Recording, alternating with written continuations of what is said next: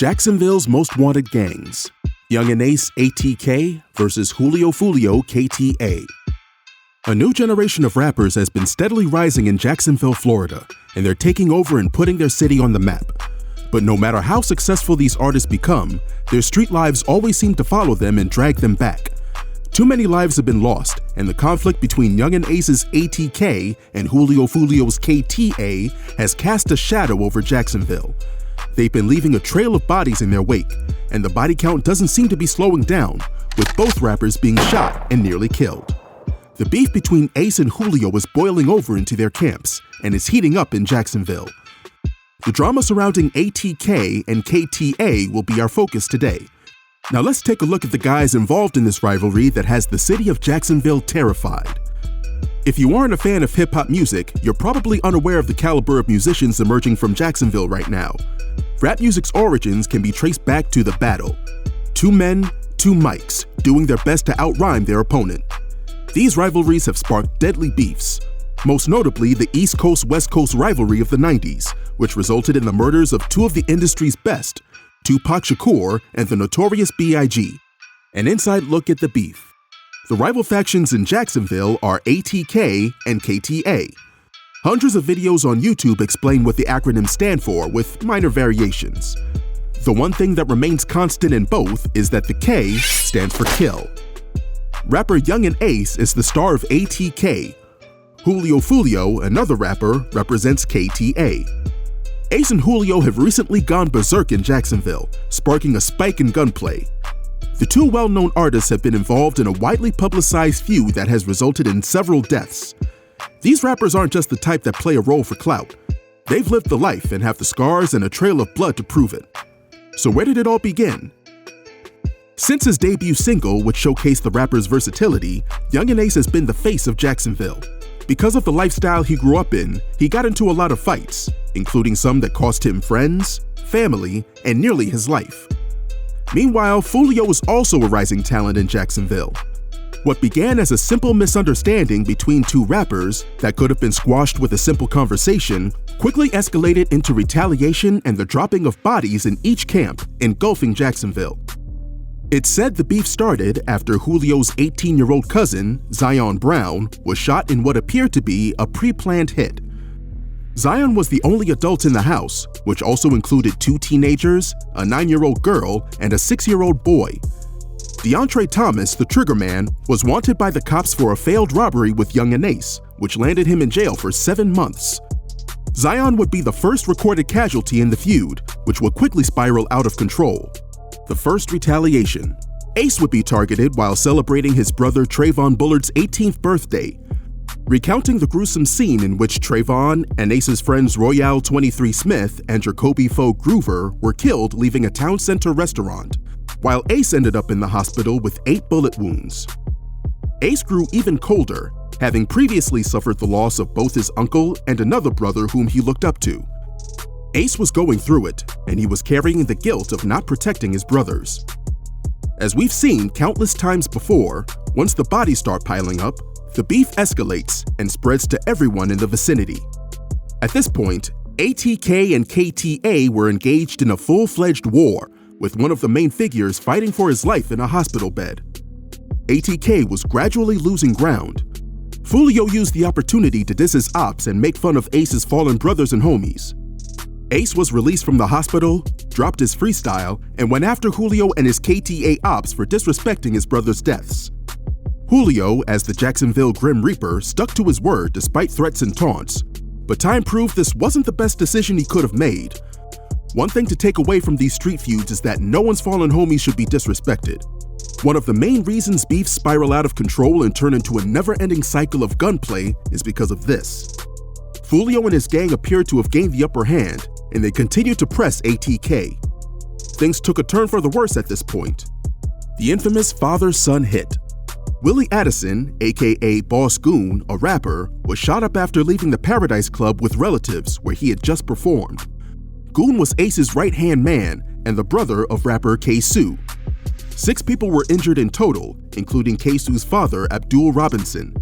His brother, who'd only been out of prison for a few months after serving a 10-year sentence, didn't make it. K-Su, who had been plotting vengeance in his mind, had the perfect opportunity to exact revenge alongside his father by carrying out a hit on rapper Charles McCormick, aka KTA Lil Buck, who was drilled in Arlington. K-Su and his father set news outlets and hip-hop sites on fire during a daytime ambush in a shopping plaza, and the father-son hit boosted ATK's score. Let's take a moment to discuss Ace's shooter K-Su. If his name sounds familiar, it's because he was the rapper who made international headlines when he placed pictures of his dead ops on the cover of his album. But hold on a second. If you pay attention to the subliminal message, this has a lot of meaning. Many of the names were references to Foolio's fallen KTA homies like Dirk Zion and his homie BB Osama, so it was an act of disrespect that hit home for him. Foolio's Baby Story, a tribute track to his close friend, which became a notable record from the KTA rapper, cut a deep wound. The Neverending Beef. The bodies kept piling up, but the feud between the two gangs showed no signs of slowing down. Julio had a brush with the grave when a bullet grazed his skull, and an attempt on his life occurred just as Ace was getting wet up. When he survived and they were unable to complete the mission, they shot his girl, nearly killing her as well. Both camps had already suffered a great deal of loss, including people close to them. But no matter how popular their music became or how successful they became, the street mentality was simply too entrenched to let go and move on. Ace was targeted again while staying at the Waycross Hotel where he was in the area for a performance after narrowly escaping an assassination attempt. He escaped with his life this time, but one of his friends was injured.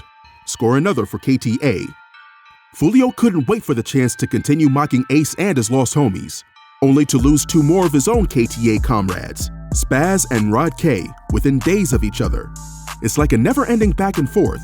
One moment KTA is laughing, the next ATK has the upper hand. When it comes to beef, no one has the last laugh. Only pain and fallen homies.